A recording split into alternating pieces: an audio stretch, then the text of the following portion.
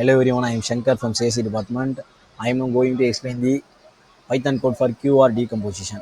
First of all, you want to know what is QR decomposition. QR decomposition is a method to breaking the given matrix into a product of two matrices. Let's see. First of all, import the NumPy library which is used for numerical and matrix operations. Define a function named QR decomposition that takes a matrix A as an input. Get the number of rows and columns of the matrix A, n comma m equal to a dot shape.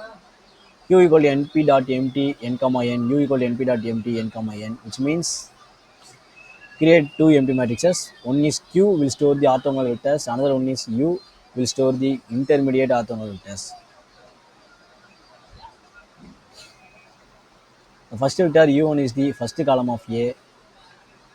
Normalize the first vector to get the first orthogonal vector Q1. Np dot linear algebra dot num dot norm u of colon comma 0 compute the magnitude of the vector. Loop through remaining columns from the second column onward. Start with the ith column of A. For j in range of I, u of colon comma I minus equal to a of colon comma I at q of colon comma j at q of colon comma j.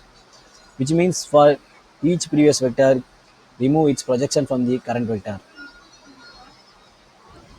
Normalize the new orthogonal vector to make it unit length.